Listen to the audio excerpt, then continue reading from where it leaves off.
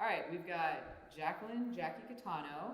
She is a junior in college, and you have been playing for me for a while, but you played against me when we started. That's how we actually met. So why don't you tell us a little bit about kind of like your parents, where they're from, and where you grew up and where you played soccer. All right, so wait, what do you mean? So where is your dad from? So both of my parents are actually from Mexicali, California, Baja California. And they both went to high school and went to college too, but they didn't like get anything out of it. They just kind of went for a couple years. So they didn't graduate with their bachelor's? No. But they graduated high school? Yeah, so they did that. And when did they move to Sacramento? Oh, they moved to Sacramento when I was a couple months old, I guess. Because I was born in Antioch, California, in the Bay Area, and right when I was born, we actually moved into Sacramento right after that. So. Okay, and so you're from Sacramento, and where'd you go to high school? I went to high school in Monterey Trail High School for 4 years, all 4 years. And how many years did you play varsity there? All 4 years. So you played all 4 years varsity, and when did you start playing with adult teams? How old were you? Ooh, I think I was freshman year, maybe. So you're like 13, 14? Yeah, I was like 13 or 14. So you're pretty young playing against grown women. Yeah, it was really wild. You were, very young, and you're playing against adults. Mm-hmm. How did that help prepare you for the collegiate level by playing against adults when you're really young? Oh my gosh, it was really helpful now that I see it, because they were really tough, foul all the time, and I just had to like become stronger basically and just not let them push me around like they wanted to do to me. Right, because I mean, you were a young girl playing with women who played at college, who played adult league, and you're going in there as a 14-year-old. Oh yeah. And then you were able to. So you were competing against me one day. We were competing on rival teams, and I remember playing against you because I was like, this chick's really good. Because I remember shooting and you were making saves, and I was like, I can't believe this girl's making these saves. And I'll never forget it because I talked to you after the game, and I was like, how old are you? And you're like, I'm 14. Jackie's like, I'm 14. I'm like, you're 14 years old, and I had just finished playing my last year of college soccer, and I was playing semi-professional at the time, and that was my off-season league, and I was like, this girl is 14 years old and making these types of saves. I couldn't even believe it. I was like, wow, I really want to coach her. But you kind of played hard to get because you didn't want to come play for me in the beginning. Yeah, it was a little tough, just the decision making. Well, because I think it was kind of like also, you were kind of playing for your dad's team, and we were on rival teams. But then I was like, no, I want you to come play for my semi-pro team, the WPSL, and you were kind of like, eh. And then finally, 2016, you're like your dad, and you kind of decided like you would come play for me, and you were still in high school. No, yeah. And I was like, no, I want you to be my starting goalkeeper against girls who are like from Berkeley and Stanford. And you were young. You were very young, and you had not even played college, and you had never really been formally trained as a goalkeeper. And so how was that, like going from playing in an unaffiliated league, playing some high school varsity soccer, to playing against the top women in Northern California? That's a pretty big transition because you didn't even have college, because most girls play college and then they get signed WPSL. You went from literally not even graduating high school to being like, we're playing against the best players in Northern California. We're ranked. Like, how was that for you in that transition?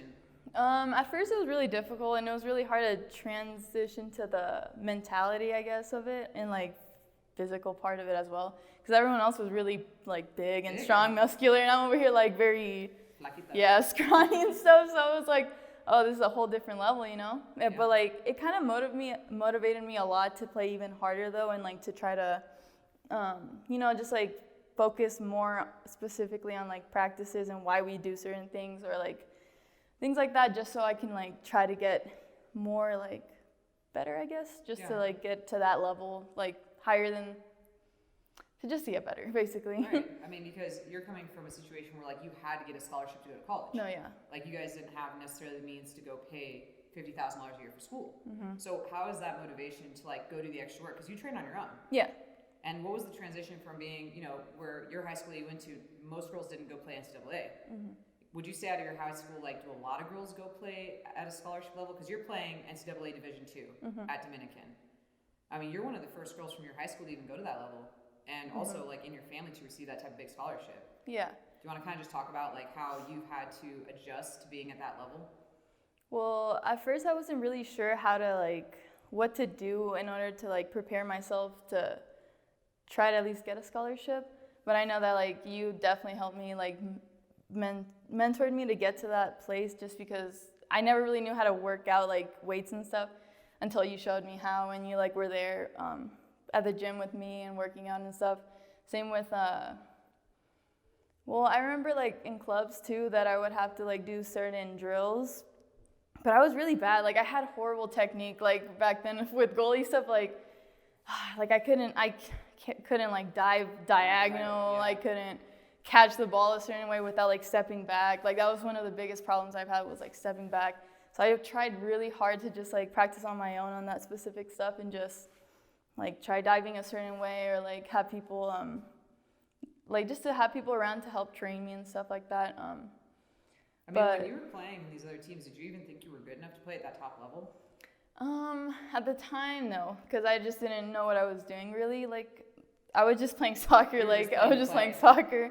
But I'll never forget it, because seeing your talent level, it was kind of funny, because you like when we first started, you really didn't think you were that good, and I was like, no, Jackie, you're like very good, and you're like, no, I don't know, and I'm like, get in the goal, and I'll never forget, because we played some WPSL games where like, you're it. I mean, there's literally no backup keeper, and I made it on purpose. I was like, no, you're it, like, you're the goalkeeper. I mean, we would lose games. Yeah, like, a lot. And like, I remember like yelling at you, and it was like, you know, a transitional thing, but I feel like that as an older female player, kind of coaching you through those moments was really important to prepare you for that scholarship in college. Because if you had to learn those things at the NCAA level, you may not have stayed on scholarship.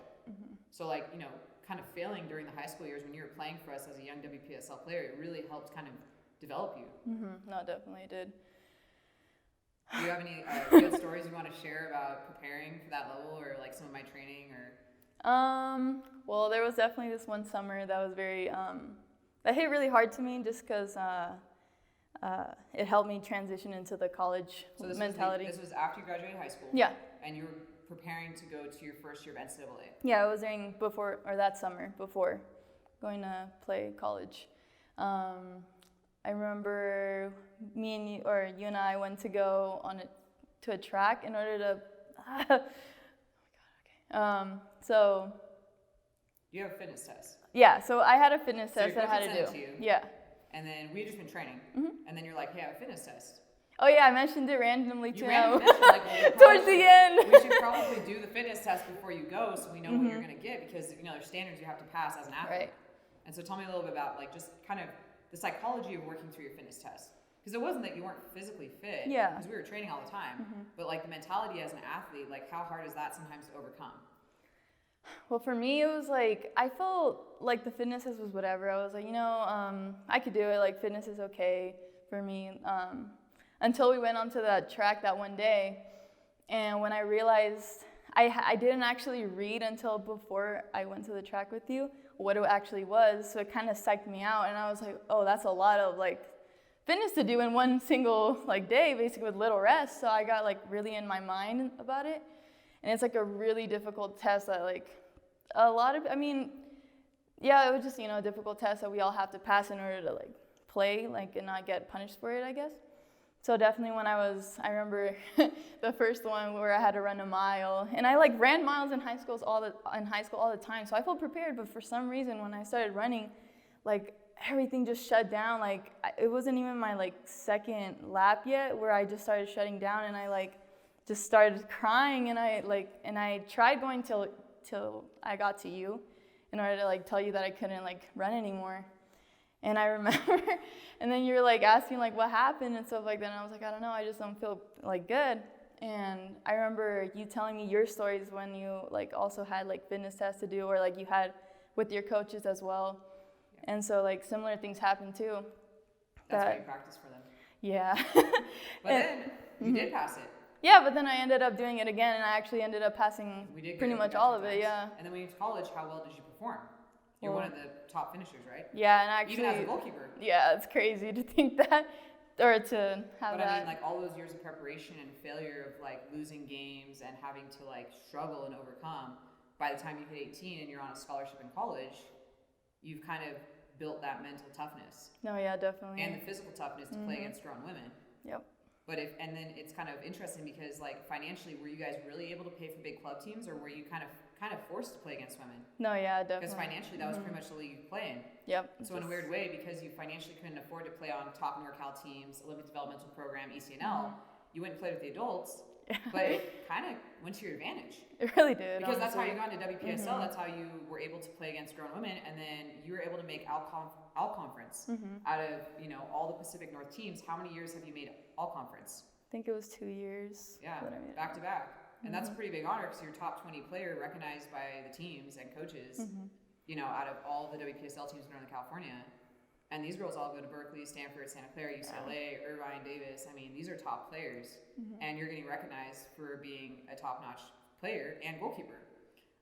What was for me, one of the, greatest moments I've seen you play as a player was we were playing in the stadium, in the professional stadium in Sacramento versus Storm playoffs. First time we ever made playoffs in 6 years. And you're our starting goalkeeper, been our goalkeeper for years, and you made 2 penalty kick saves. How was that, saving 2 penalty kicks in a professional stadium in a WPSL playoff game? Because that, for me, seeing you come from being a 14-year-old girl playing at dirt fields, basically, unrecruited, to developing to a young woman where you're playing as a starting goalkeeper in a playoff game, against the best team in the conference. Yeah, and you're saving PKs against their best strikers. Yeah.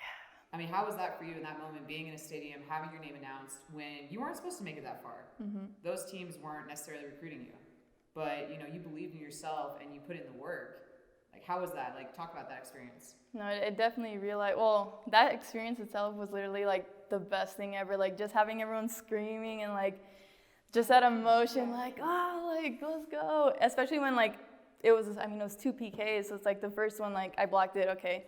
And they called it off. They said that you stepped the line. And I was like, whatever. Yeah, I know. But then you saved it again, and they had a different girl take the PK. Yeah, they did. So, you saved it versus 2 different strikers, and you were keeping us in that game. No, yeah. That was a really tight game. At that point, you were 20 years old? No, I think I was 19. 19 years old. That's pretty incredible as a 19-year-old. But, when you look back on it, you've been playing with adults for 5 years. But imagine if you had only played with girls your age, you would have just started playing with adults. But because you were basically financially forced to play against adults starting at 13, it pushed you to be so good that by 19, you made all conference as an 18-year-old and as a 19-year-old and saved 2 PKs, and you're on a scholarship at a very good private Division II program. So, out of all these experiences, what are some of the things you've learned from, being coached by me and also playing with me, because we play on the field together? What are some experiences you've learned that you didn't learn from other coaches? Ooh, I would say, the discipline and, just working hard in general, and just having a champion mentality, like you say all the time. I don't know, just wanting to, I don't know, you just drive me to want to be, the best I can be. And, you always, believed in me and, trusted in my abilities. And, I felt like I really needed that now and before, because, I really lacked that, the confidence. But then ever since, having that, I don't know, I felt like I was actually able to do it. And, in order to, achieve, more accomplishments or just to get better, I had to have the discipline to eat healthy foods, just so I can feel better on the field and stuff like that, or just practicing on my own, doing workouts, going hard in training, stuff like that. So yeah, because you could have laid back because you do have talent, but you chose, you're no, I want to be the best. And then you've been able to accomplish so much at a young age, and I think it's tough too, especially when you don't have the means to play on big teams, right? And also you're a woman. And how is that, just coming from your background, how hard is it sometimes to break away and be the one who goes to college, who trains on your own? Have you had people in your social circles be like, why are you doing that? Have you had, your parents support you, they come to games, but do other people kind of question why you're lifting weights or why you're running hard? As a woman, sometimes we get told, oh, you shouldn't do that. No, yeah. Well, do you have any stories of people? I might just want to be Do you have any stories of people kind of trying to put you down, even in high school, or people not believing in you? Well, I would just feel my mind's blank. It's okay. What are some of the challenges you've had to overcome, being first to go on a scholarship to college? Oh, I would say just being on the path. I was before I met you, I didn't really know how to get to that. I've always wanted to play one of my top goals was to go play college soccer, but I had no idea how to do how that. Does this work? Literally, and it's you can look it up and stuff, but it's it's not the same. You have to have a whole system and just try to, I don't know, do things like that. Recruited. No, yeah, getting recruited, and then because you got recruited, you got looked at by Michigan, you got looked at by University of San Diego, Sonoma, Dominican. These are all D1s and D2s, but then what happened? You know, like the scholarship money wasn't there. Oh yeah, because it was really late. Yeah, but like, you know, coming from your economic level where you're at, where your family's from, where your parents have to work really hard to pay for your stuff. And it's like, you know, you don't want to come out of that level and then go back into it. Right. And so it's like, how could we get you the most scholarship money?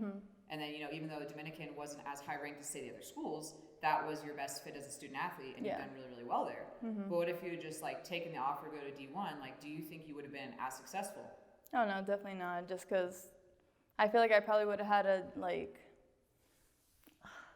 I don't know, I just feel like the opportunity was there, and, like, with everything that has, like, come across, like, you know, meeting you, going to play WPSL, and then being like offered a scholarship to a college is just an opportunity that I was like, I need to take, you know, and just like any opportunity that I get, I'm going to like try to do my best at no matter what. So in order to become more successful. Well, a lot of kids, they're like, oh, if I don't put D1, I don't want to play at all. Because we know players like that, like No, D1 yeah. or bust, right? But even you playing at the NCAA Division II level has opened up so many doors for you. Academically, you're on a scholarship and you're pursuing your degree. And what is your, you know, when are you planning to graduate with your degree, and what's your plans after you get your bachelor's? So from Dominican, I'm planning, or my anticipated graduation date is May 2022. It's getting really close. But like 3 semesters left? Yeah. Wow. It's passed by And I've really known you fast. since you were like, what, freshman in high school? Yeah. That's a long time. It is a long But you've time. been working really hard for a long time. And then, so you're going to earn your bachelor's in biology with the minor in chemistry. So that's not an easy degree. I mean, you're a full-time student athlete while studying a STEM degree as a woman. It's definitely that's tough. Big. I mean, that's like, you're definitely, you know, very much an outlier from girls you may have grew up around. That you've pursued this degree on a scholarship as an NCAA athlete. And, you know, performing. You're not just there, like you're actually playing and you're actually doing well.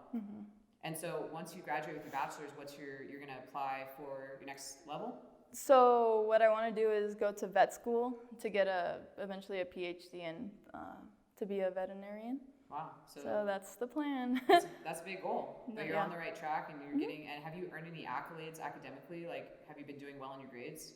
No, yeah, I've been doing pretty decent.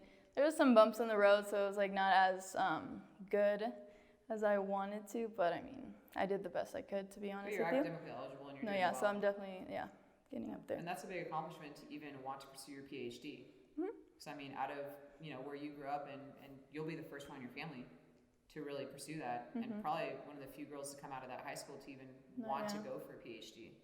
So what would you tell like a younger girl that, you know, maybe is coming from a lower economic level, comes from a family where like not a lot of people go to college, comes from an environment where like not a lot of people want to help them? Like, what would you tell that young girl?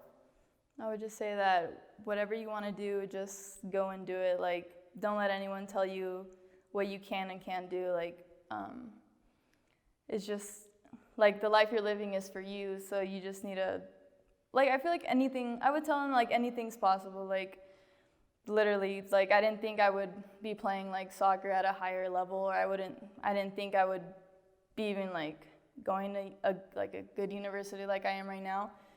And like, but like if you just work hard enough and you just like, you know, pursue what you want to do, you can definitely accomplish it.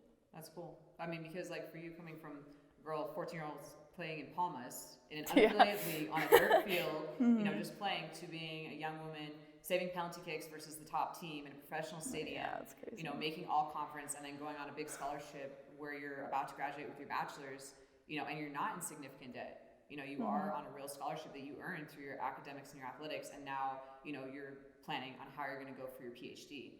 So, I mean, you know, if statistically, if you look at it, like you're literally probably, you know, 1% of a 1%, essentially. Because how many women really even go into STEM degrees?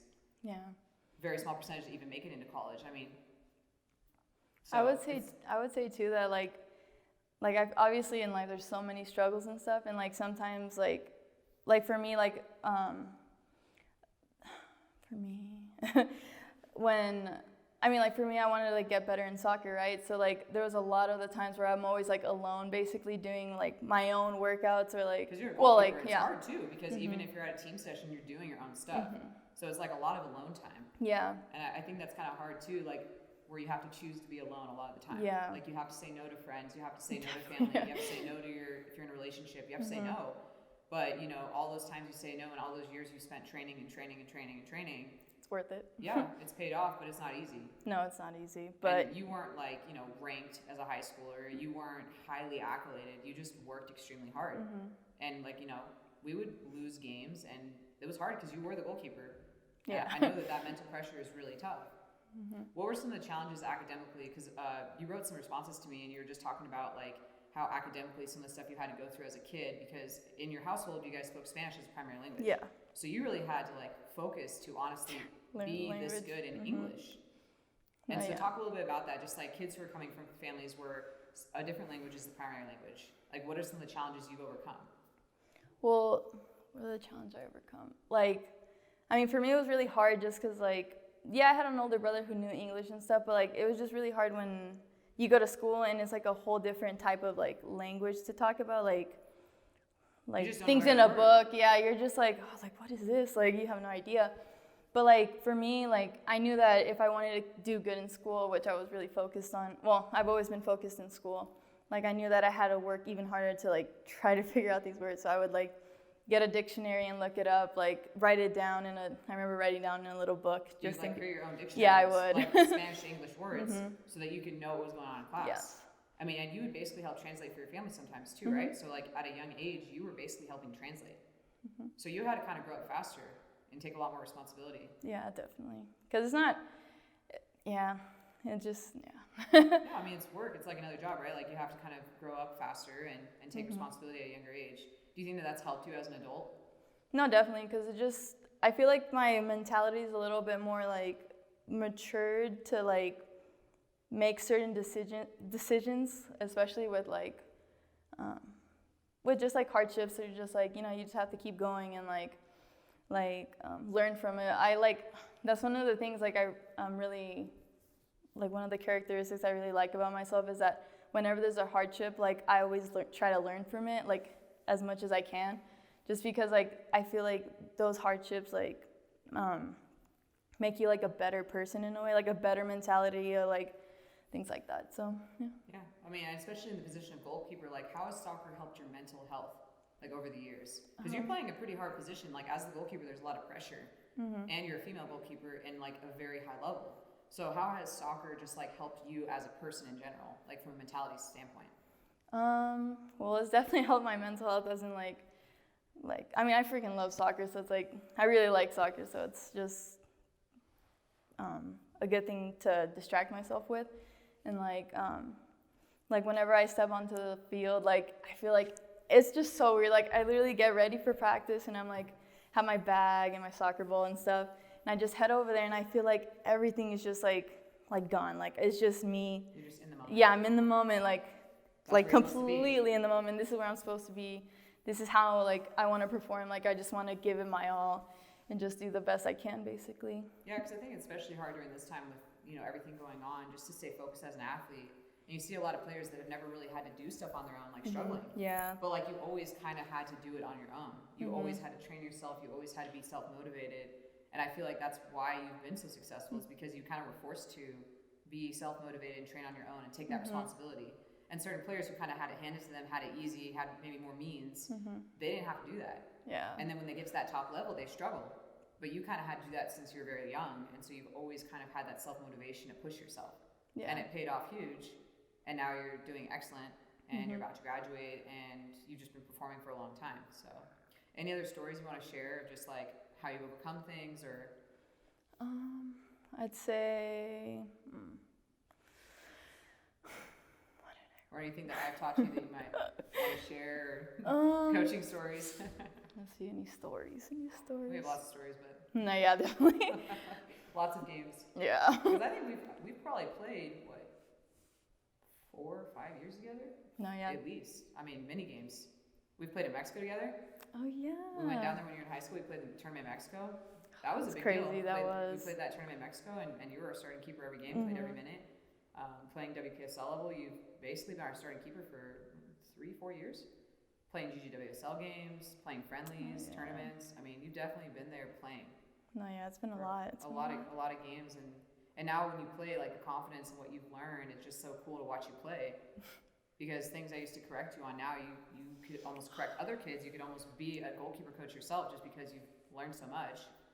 I do remember though in the beginning of being coached by you, I remember like you would just like, I mean not, you would just like direct me a lot because I would always mess up so much, and I'm like, why is she yelling at me? But like I was just trying to figure out like why is she telling me the things she's telling me, and I never understood for a long time. I was like, why? Like I don't know what to do. Like, but then I realized like as like time passed by, I'm like, oh, well, this is why she was telling me. This is why I'm doing this. Like, and like I just had like I realize now that I just like need to trust the process because like what you're saying and what you do really is helpful.